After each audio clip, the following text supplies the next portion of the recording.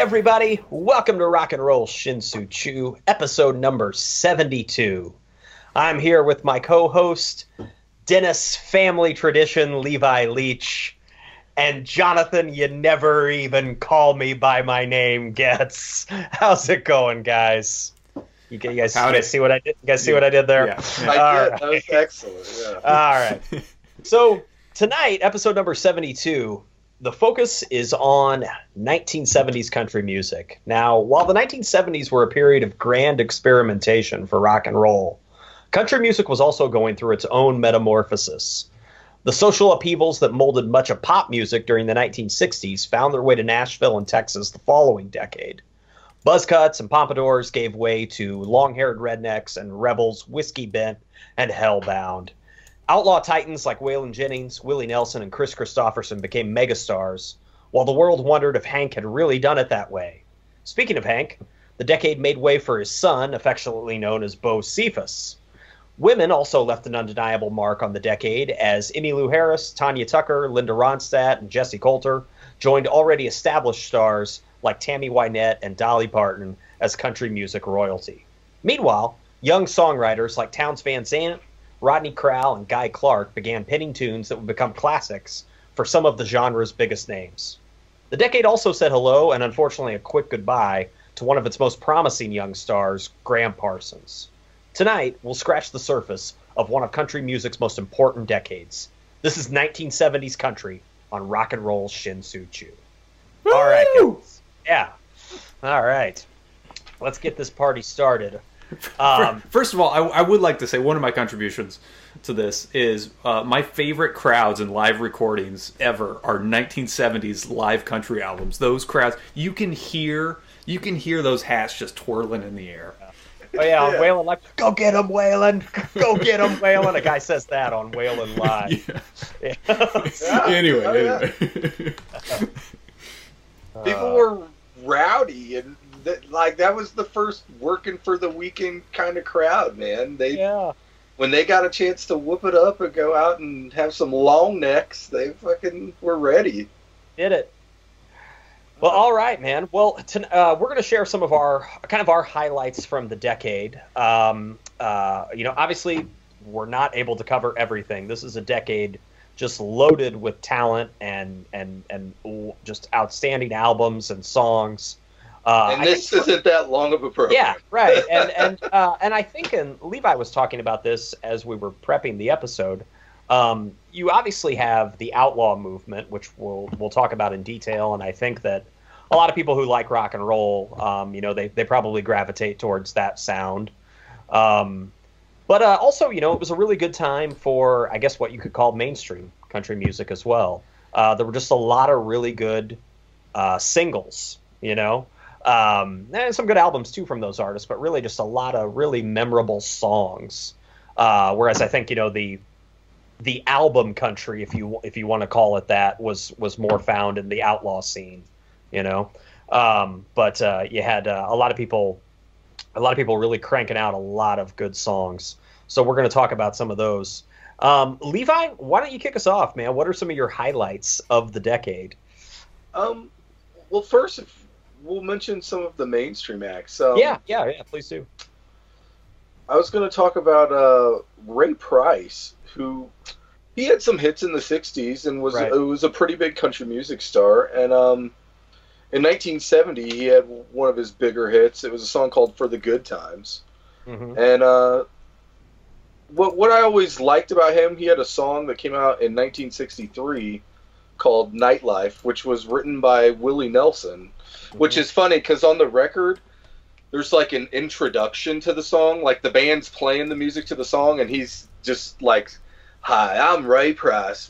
We sure do want to say thanks for y'all taking kindly to that last album we put out, and we're going to sing our new song for you. It's called Nightlife, and it was written for me from a boy down way in Texas.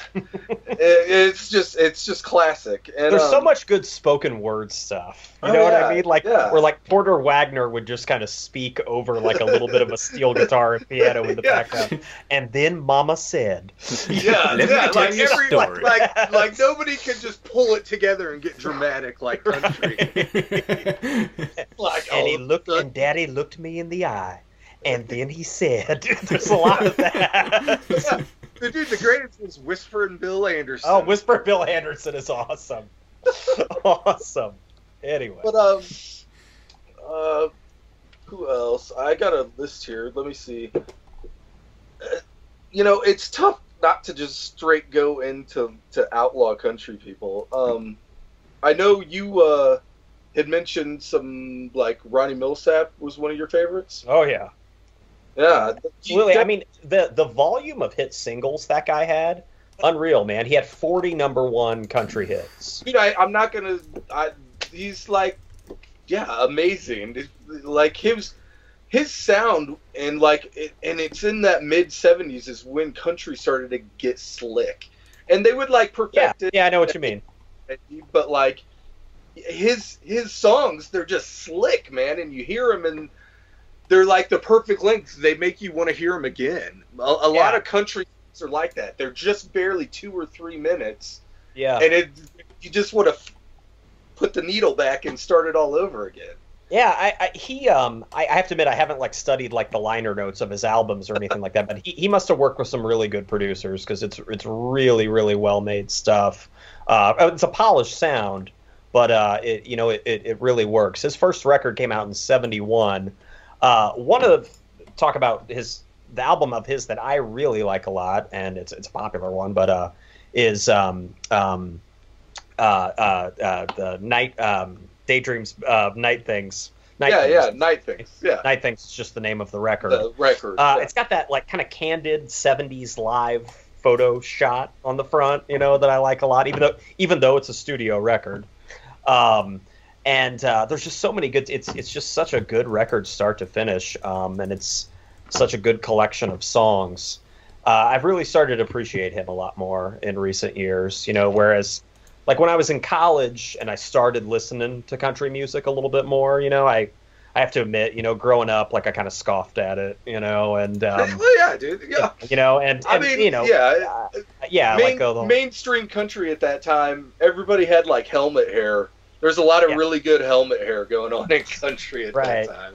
So, like, you could look at that, and if you're really into rock, you're going to automatically, like you said, go to the outlaw guys. Yeah, so, that was, like, in college I started listening to Waylon and Willie and, Graham Parsons. But, I've started to, in recent years, appreciate more of the mainstream artists from the 1960s and 70s as well, and Ronnie Milsap probably being the one I've gained I've gained a lot of respect for. He's just a hell of a performer. Yeah, he's one of my favorites. It seemed like a lot of these guys had some serious longevity. The 60s and 70s, and probably capitalized on that quite a bit then in the 80s when the music videos came around. Yeah, I think so. Yeah, absolutely. Milsap had hits in the 80s. Like, what is it? Stranger in the Night is Stranger in My House. Stranger in My House, excuse me. Lost in the 50s Tonight is one. I remember that. Right. 1980 Smoky Mountain Rain, is like 1980, I think. He transitioned to like the music video era fairly well. A mainstream guy that I think is, I don't want to say he's underrated because he was a big star and he was known as known for his beautiful sequin jackets. Porter Wagoner is a guy I've grown to respect a lot, who died about 10 years ago. A lot of people know him through his collaborations with Dolly Parton, but his record from '72, I think I started listening to recently. What Ain't to Be Just Might Happen.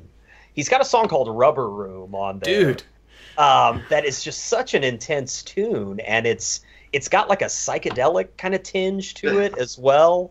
So a lot of as I mentioned in the introduction, a lot of the elements of 1960s rock, psychedelic sound, those were kind of starting to make their way, into country music as well. And somebody like him, who, I think started his career probably in the 1950s, I would guess. Even somebody like him kind of picked up on that. And he really did well with it. And just so many of the songs on that album, What Ain't to Be, Just Might Happen, they're not your really like traditional country music themes, they're about, the psych ward and, depression and really, I guess, probably some of the, just the tumultuous atmosphere of that time, with dude, it was winding down. And, In the 60s and 70s, it was all about touring for country music artists. Yeah. They just toured like relentlessly. Yeah. Oh yeah. And talking about that sound, like that's where Kenny Rogers started. It was kind of like a psych rock sound and then went country. Yeah. Which is kind of like a parallel to that sound. Yeah. A guy I forgot to mention in the introduction, but there's only so much ground we can cover. So Porter Wagoner as well. I highly recommend everybody, if you're not a fan of him or you don't know, pick up that record because it's really good. It's really I didn't know, special. And you texted it earlier, and so I just went ahead and started playing it while sitting on the couch, and I was blown away by how trippy it was. Yeah, and like you said, psychedelic, this trippy reverb on Rubber Room, like that was the note I had for that, and all music's review of that album called it. They were very favorable of that album. They called it high grade kitsch, which I thought was neat. Yeah. That's a good way. That's a good way to articulate. But I was hooked. Yeah. I was hooked within 3 songs. I was like, "Whoa, this is all over the place." Yeah. Oh, nice. It's like the blueprint for what Sturgill's recent record, Precisely. Hey, what goes Precisely. around comes around. Yeah. Well, I mentioned Kenny Rogers, and he had one of his first hits was "Just Dropped In to See What Condition My Condition Was In," Right. which was written by Mickey Newberry, I believe. Yeah. And so, if anybody's heard Lukenbach, Texas from Waylon, they've heard his name drop in that song. He was a really great country songwriter. It seemed like country had a really good group of singer-songwriters at this time. I mean, country's always kind of been known for that, but man, this was kind of like the cream of the crop era here. Absolutely. Yeah, you had all those guys that are showcased in probably one of my favorite music documentaries, if not my favorite, Heart-Worn Highways. Now, aside from, David Allan Coe, who's featured in it, none of the other guys in that movie or in the documentary were really big stars, at that time. No, by no means. Yeah. They were starting to be well known as songwriters. Townes Van Zandt wrote Poncho and Lefty, and Rodney Crowell had started writing songs, that people had covered, and Guy Clark and Steve Earle, Steve Young, John Hyatt, but yeah, that's just a really cool collective of songwriters, mainly with their roots more in Texas than Nashville. Yeah. But that's just, that documentary is such a neat peek into that world. One of the things that I still enjoy and love from that movie is it introduced me to Larry John Wilson. Yeah, that's who is kind of like one of the. He's like, it's like a death sentence almost when they dub you this, but he's a songwriter. Sure. And he was kind of like a Southern gentleman songwriter a little bit. Like he's a Georgia guy, I think. Yeah. He made 4 really great records in the 70s that just none of them really stuck and got big. Yeah. And then he quit playing music for a whole decade. And then he came out with an album kind of like a la like the Johnny Cash records or like that Neil Young record where it's kind of stripped down. It was from 2008 and it's just called Larry John Wilson. But his voice is so unique, man. I think once a great entry spot is that song from Heartworn Highways called "O Hoopy River Bottomland." It's off his first record called New Beginnings. It's New Beginnings is awesome. All four of those 70s records are great, but New Beginnings is really I have New Beginnings, and then I have one called The Sojourner. And from 79, yeah. They're the only two records I've ever found of his. Like, his records are pretty rare. Yeah. Another artist that wasn't in that movie, but same era, was Jerry Jeff Walker, who was excellent. And his story is so crazy, man. He was in the army, and then he goes AWOL, and he like busks across the United States, and he settles in New York City in Greenwich Village, and was in like the Greenwich Village music scene.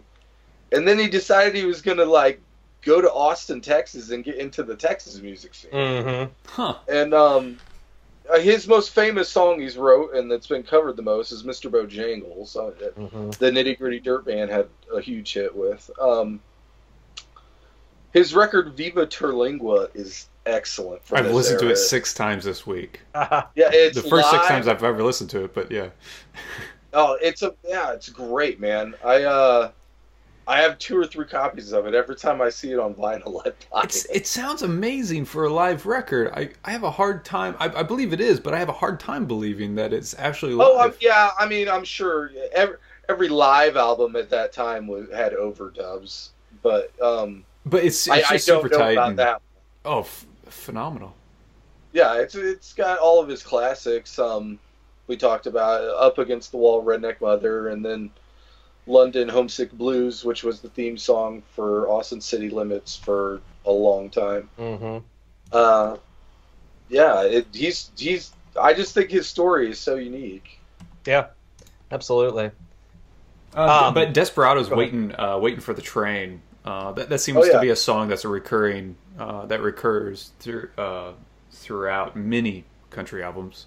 Oh yeah, including Heartworn Highways. Is it not performed in that? But that song just is like it wrenches you right in the gut, man. Damn. Oh yeah, absolutely. Some of the other if I had to pick, if there's like an artist of the decade, I think it has to go to Waylon. And that's, I know it's kind of an obvious choice, but even though he started recording in the 60s, he really defined the decade. I think him and Willie, Willie too. It's like they're a tandem. Like they were the 2 biggest country stars of all time in the 70s. Yeah. Well, I mean, The Outlaws was the first country record to sell 1 million copies. Yeah. Or The Outlaws. It's kind of a I don't know if this is a bad play on words, but like Outlaw went mainstream because those 2 guys got so big. And then you had, Gillies and then Urban Cowboy, and it just became mainstream America. Right. Yeah. Waylon's it was so mainstream. Waylon had #1 albums in 75, 76, 77, 78. #2 album in 79. At which point didn't he say, "Let's stop doing this outlaw country thing"? Yeah, don't you think this outlaw? Don't you think this outlaw gun got out of hand? Outlaw bit, yeah. Yeah. And so we have to mention Willie in 75 came out with Redheaded Stranger, which is considered the first country concept record. And it's like sparse, and most of the songs are just him and his guitar. And at first, the record company, like when they got it, they just thought it was like a demo, and he's like, "No, that's what we're gonna release." And he had signed a contract where he had total control, and so they had to do it. Nice. And it ended up becoming huge. It went platinum, and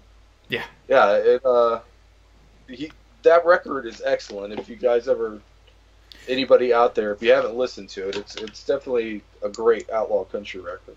I've listened probably to the country album I've listened to the most is Waylon's live expanded edition.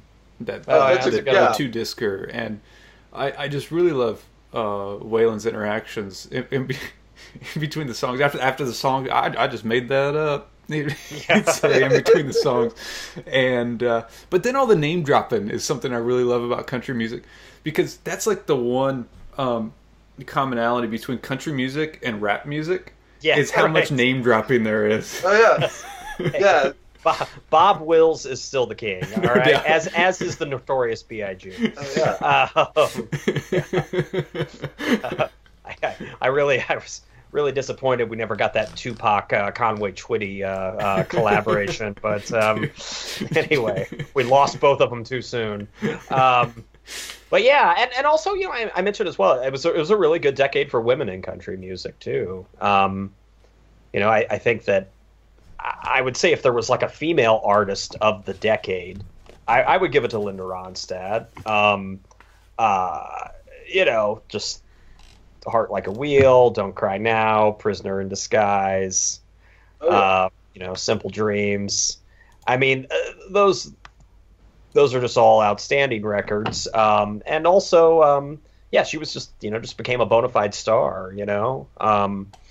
So it was, I think Waylon and Ronstadt were like, if you had to pick a male and female artist of the decade, it would probably be them. So, yeah.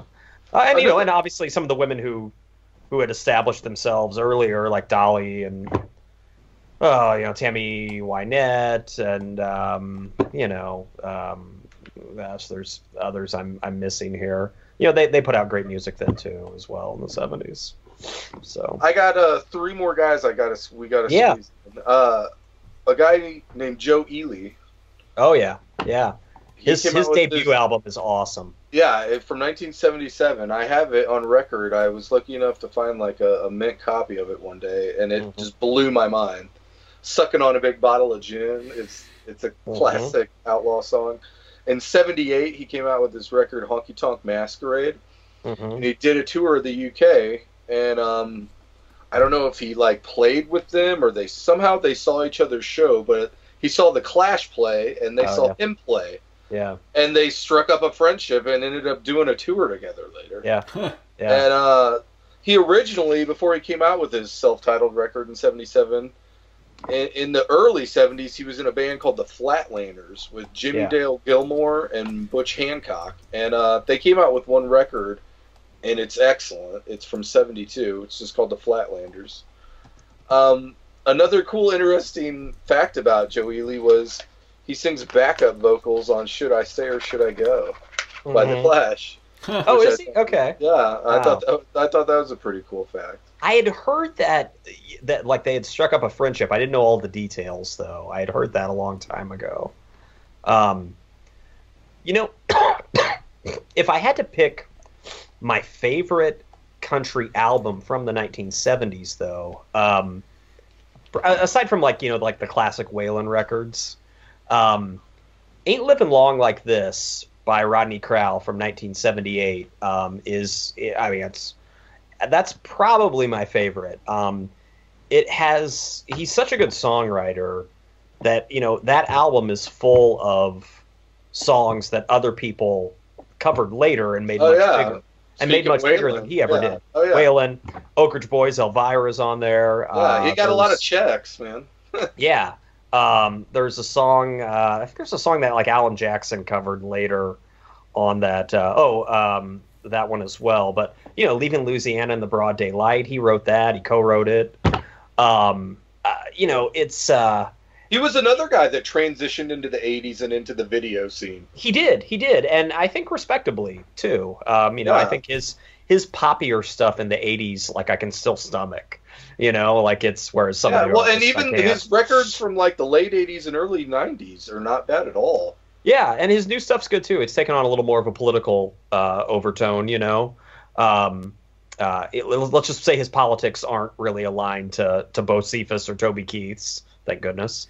But yeah, he's that's probably my, you know, it's just 9 tunes.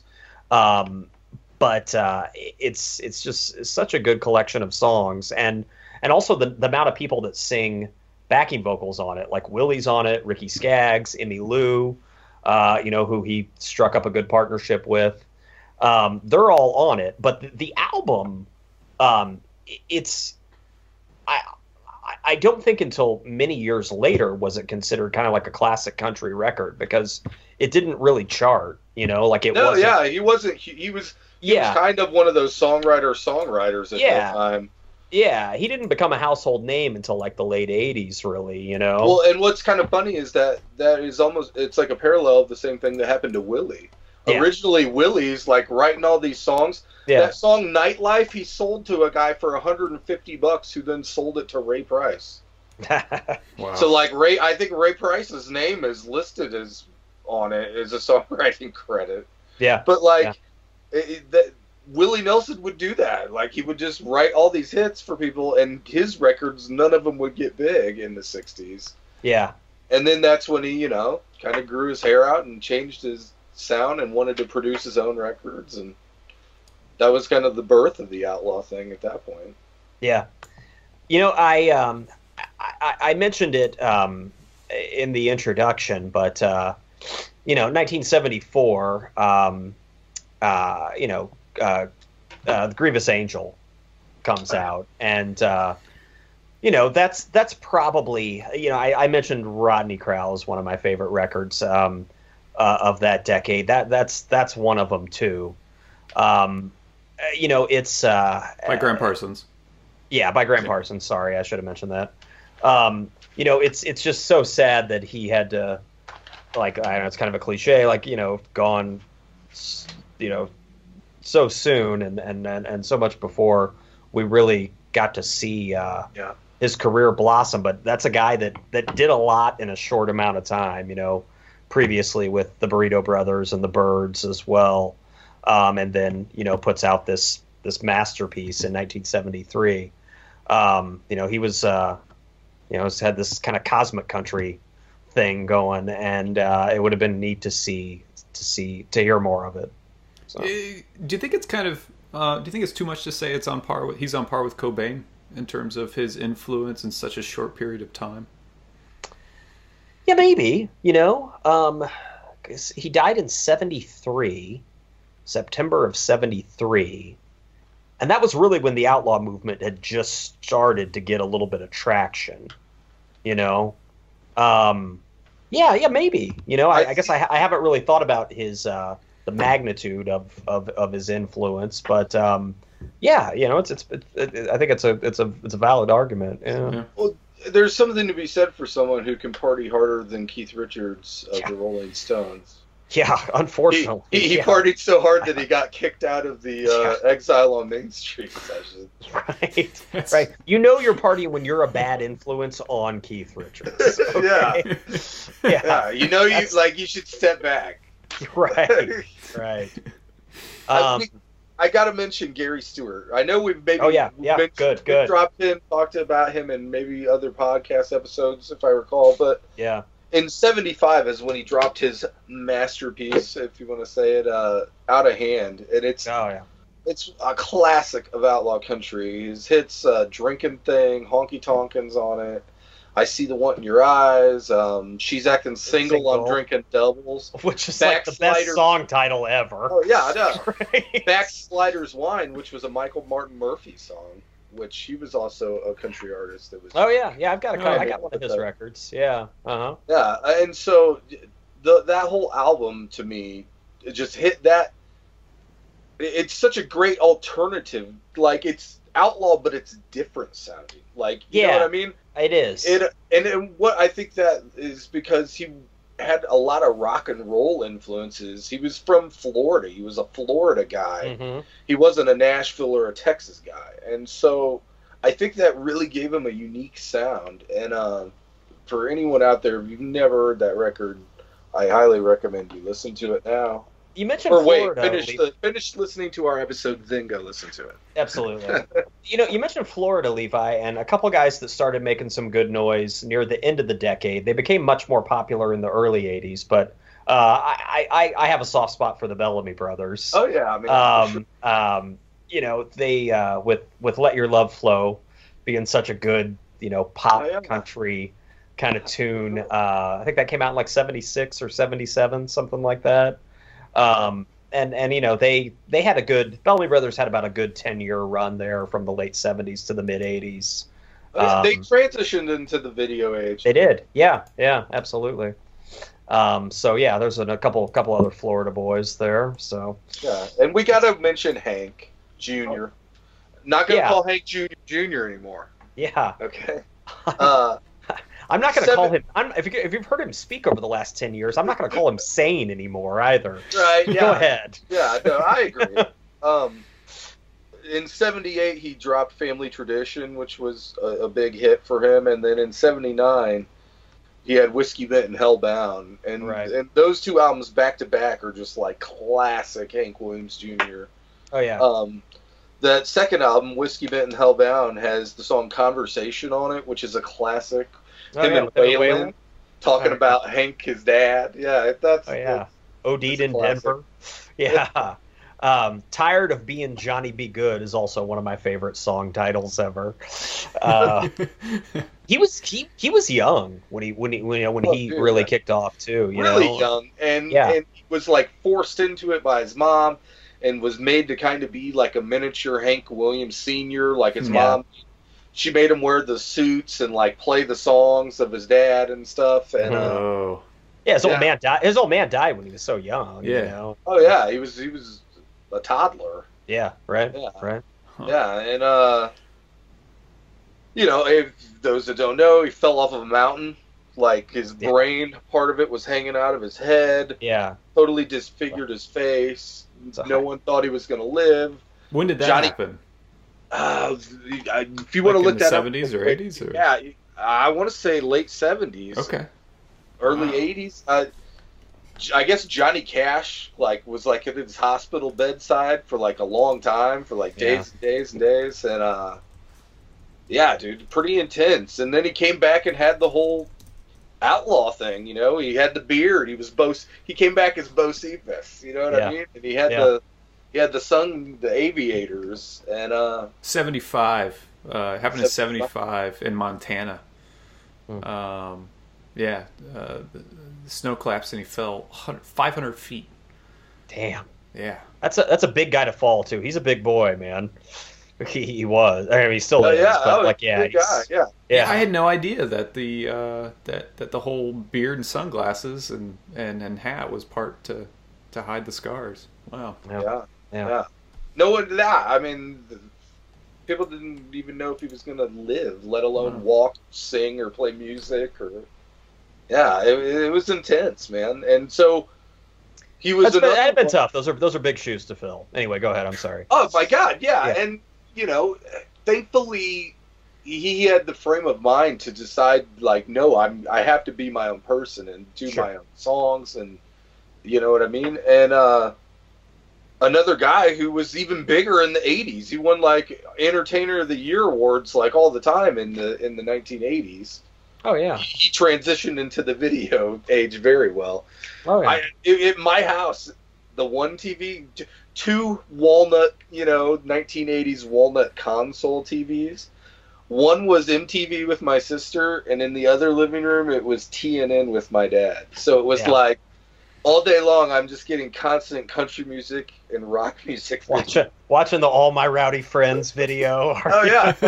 Talk about name dropping. Which is an outstanding video. Oh, yeah. It's a classic. We'll make some playlists, and we'll put them up for this episode, and that'll definitely be on my playlist. And we will do an 80s country one as well, too. Yeah. It's further on down the road. Yeah. That video is like the ultimate name-dropping video. It's like the who's who of country music is in that video. Cheech and Chong are in it, too. Oh, dude, what's his name? George Thorogood's in it. Jim Varney, right? The guy who played Ernest. Yeah. Dude, isn't there like a monster truck in that video? There's monster trucks, hot tubs. I think is Paul Williams maybe even in it. It's just a fucking. It's like a who's who of awesome 80s country partiers. It's good stuff. Yeah.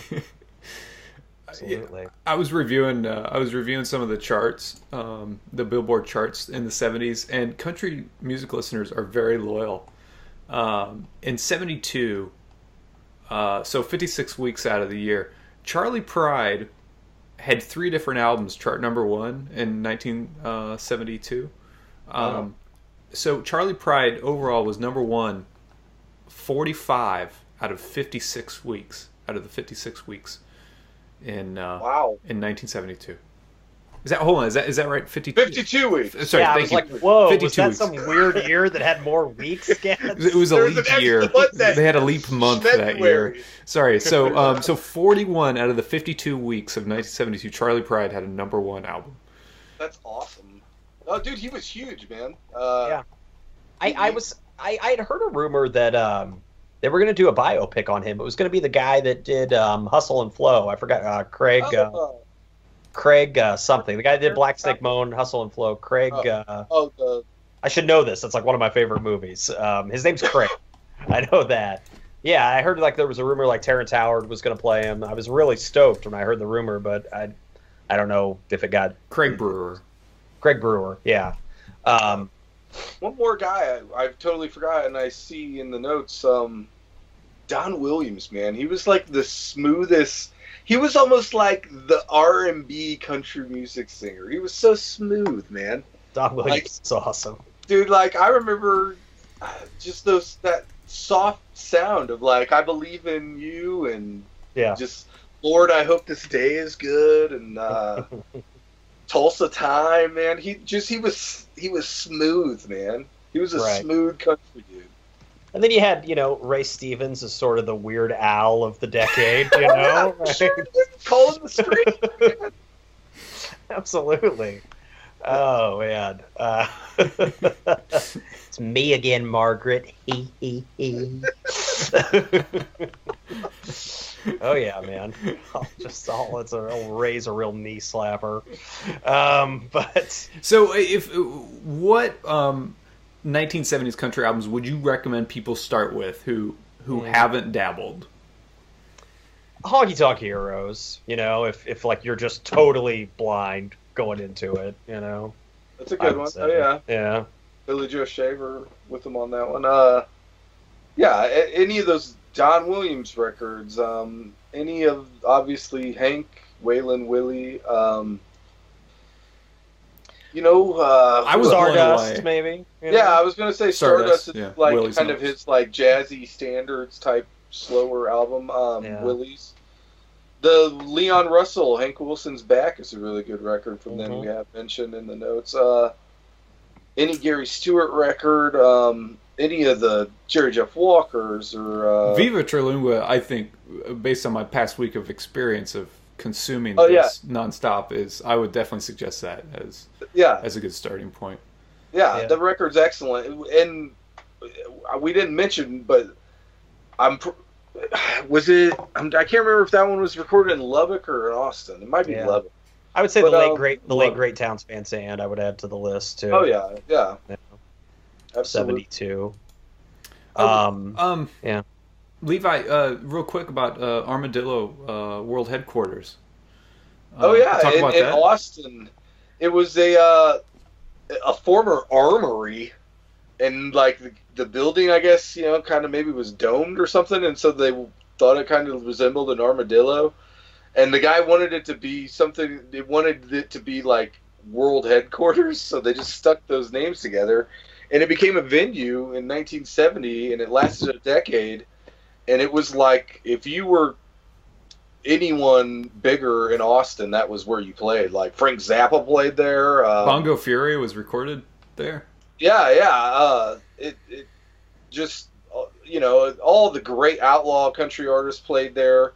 And it's a shame that I'm pretty sure they just tore it down. And, it definitely would be documentary worthy, I would think. It's a really cool story. Yeah, you recommended I check it out, and I read that they were really popular because they just let people smoke. They let people puff in there, and they wouldn't do anything about it. And the rumor was that the cops wouldn't bust anybody because they assumed that like a lot of upstanding locals and politicians and businessmen were also in there puffing. It was kind of like it was like the good old boy days where it was like we can't go bust that, the mayor's in there. You know what I mean? Right. It was it was a totally different heady time in Austin. Austin was a little bit of has always been a little bit of an outlier in Texas. Yeah. But like you mentioned, all that's there now is a plaque, unfortunately, where it once stood. Yeah. Well, and that's all that's left of this episode, folks. Tell us who we missed. Obviously, we didn't get everybody. We missed two. And tip us off to somebody that we didn't know about. And Terry Allen. Did we mention Terry Allen? Yeah, we did. Yeah, Terry Allen. There's more people. Let us know who we missed. Yeah, absolutely. We want to be enlightened to somebody that maybe we don't know about. Yeah, absolutely. Please let us know, and you can find out everything you need to know about Rock and Roll Shin-Soo Choo at rockchew.com. You can follow us on Instagram and the Twitter at rockinchew. That's as in redneck mother, long-haired redneck. So you can follow us there. And please leave us a review on iTunes. That would really help us out. And or any other podcast app where you listen to us, which you can find us on most of the major podcast apps. So, please let us know how we're doing. And until next time, we'll see everybody soon. Spring training is right around the corner. So have a good night, everybody. Adios.